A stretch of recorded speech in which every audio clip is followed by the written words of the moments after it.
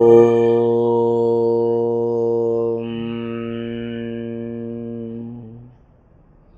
అందరికీ నమస్తే. ఈరోజు వేద మంత్రము ఓం యుంజతే మనవుత యుంజతే ధియో విప్రా విప్రస్య బృహతో విపచ్చితః విహోత్రాధదే పయునా విదేక ఇన్మహి దేవస్య సవితుః పరిష్టుతిః.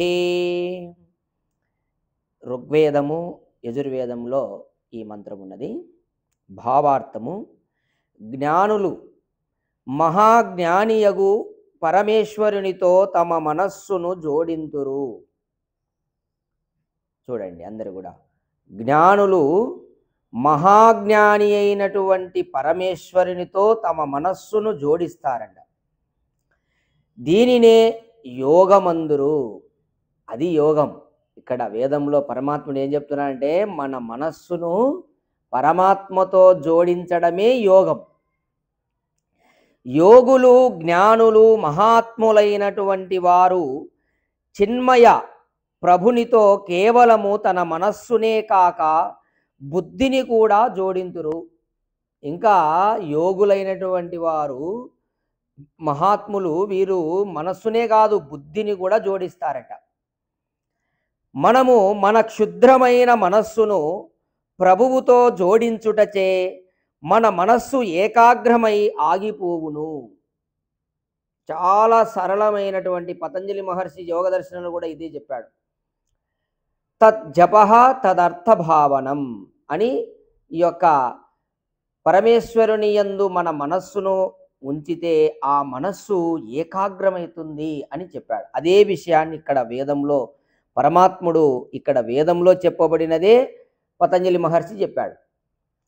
మన మనస్సును పరమాత్మ యందు ఉంచితే ఆ మనస్సు ఏకాగ్రమై స్థిరమగును, ఆగిపోవును. ఇక దాంట్లో చంచలత్వం ఉండదు, అది పాకులాడదు. మరియు మన బుద్ధిని పరమాత్మలో జోడించుటచే మనలో అతని యొక్క ఆత్మజ్ఞానము నుండి మనకు కావలసినటువంటి సత్యజ్ఞానము కూడా కలుగును. ఇక మనస్సు ఏకాగ్రమైన తర్వాత మనకేం కలుగుతుంది? సత్యమైనటువంటి జ్ఞానం కలుగుతుందంట. ఆ పరమాత్మ యందు మనస్సు ఉంచిన తర్వాత మనస్సు ఏకాగ్రమై స్థిరమై తర్వాత సత్యజ్ఞానము కలుగును. ఈ విధముగా యోగులు సత్పురుషులు సర్వ ప్రేరకుడగు దేవుని ప్రేరణచే ప్రేరితులై సర్వకర్మలను చేయుదురు. ఆ విధంగా వారికి సత్యజ్ఞానం కలిగిన తర్వాత సత్పురుషులు అటువంటి యోగులు ఆ భగవంతుడు ప్రేరకుడు కాబట్టి ఆ ప్రేరణ చేవారు అందరూ కూడా సర్వ కర్మలను చేయుదురు. వారు చేయవలసినటువంటి కర్మలన్నీ కూడా చేస్తారు. వారి శారీరక మానసిక కర్మలన్నీ ఆ పరమదేవునిలో ఆహుతి రూపమును పొందును. ఆ ఆహుతులను స్వీకరించినటువంటి ప్రభువు ప్రతిదాన రూపమున వారికి అనుకూలమగు జ్ఞానమును ప్రేరేపించును. ఆ విధంగా వారు చేసేటటువంటి ఆ కర్మలు కూడా ఒక ఆహుతిగా, మనం యజ్ఞం చేసేటప్పుడు నెయ్యిని ఆహుతిగా ఇస్తాం కదా, అట్లా ఆహుతిగా వారు కర్మలు చేస్తే భగవంతుడు వారికి జ్ఞానమును ప్రేరేపిస్తాడట. సర్వశ్రేష్టమైంది లోకంలో జ్ఞానమే. ఆ జ్ఞానం రావాలంటే చూడండి, భగవంతుడే ప్రేరణ చేస్తాడంట. ఈ విధముగా ప్రపంచములోని యోగులందరూ ఆత్మార్పణ రూపముగా ఆహుతులను ఇచ్చుట ద్వారా తమ తమ అభీష్టములను నెరవేర్చుకొందురు. ఈ విధంగా విశ్వంలో మహాపురుషులందరూ కూడా తమ చేసేటటువంటి కర్మలను ఆహుతులుగా ఇవ్వడం ద్వారా వారి యొక్క అభీష్టములను నెరవేర్చుకుంటారంట భగవంతుడి ప్రేరణ ద్వారా. ఒక్కడే అగు పరమేశ్వరుడు సర్వ జీవాత్మలలో న్యాయయుక్తమగు సంబంధము కలిగి ఉండుట మిక్కిలి ఆశ్చర్యకర విషయము.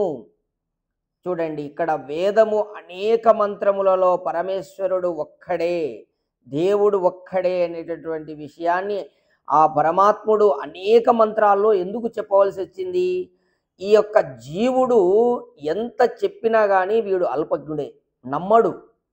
భగవంతుడు వేదము ద్వారా అనేక మంత్రములలో అరే నేను ఒక్కనే బాబు అని తెలియజేస్తున్నా కానీ ఈ జీవుడు నమ్మడు. ఇంకా ఇంకా ఉన్నారు దేవతలు, ఇంకా ఉన్నారు, వాళ్ళను పూజిస్తా వీళ్ళను పూజిస్తా అంటుంటారు. పరమాత్ముడు ఇక్కడ చెప్తున్నాడు సర్వ జీవులలో వ్యాపకమై ఉన్నటువంటి దేవుడు ఒక్కడే అని చెప్తున్నాడు ఇక్కడ.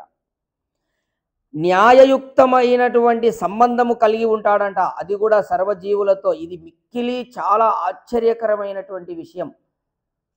ఇది బాగా ఆలోచన చేసినటువంటి జ్ఞానులకే అర్థమయ్యేది. సామాన్యమైన జ్ఞానం కలిగిన వాళ్ళకు అంత తొందరగా అర్థం కాదు. అందుకే దీని ఆశ్చర్యకర విషయం. అంతటా అందరి లోపల వ్యాపించి ఉండడం అంటే ఆశ్చర్యకరమే కదా, దాన్ని ఆలోచన చేయాలి బాగా. మరియు ఆ సంబంధమును పరిపూర్ణమునర్చును ప్రభువు ఒక్కడైనను ప్రాణులు అన్నింటి యొక్కయు జ్ఞాన కర్మలను తెలుసుకొనుట విచిత్రము కదా. చూడండి, భగవంతుడు ఒక్కడే ఉండి మరి ఎన్ని జీవరాశులు చేసేటటువంటి కర్మలన్నిటినీ తెలుసుకొని కరెక్ట్గా న్యాయంగా ఫలితం ఇవ్వడం అనేది అంత సామాన్యమైన విషయం కాదు కదా. ఇది ఆశ్చర్యమైనటువంటి విషయమే, విచిత్రమైనటువంటి విషయం అంట. జ్ఞాన యోగులే కాక ప్రపంచములోని అసంఖ్యాకములగు సర్వ ప్రాణులు ఆ పరమాత్మతో కలిసి ఉండుటచే వారి వారి కర్మల స్వరూపములను గుర్తించి పరిపూర్ణమైనటువంటి న్యాయముతో ఫలములొసంగును. ఇక పరమాత్మ సర్వ ప్రాణులకు వారు చేసే కర్మల యొక్క స్వభావం యొక్క న్యాయంగా ఫలితమిస్తున్నాడంట.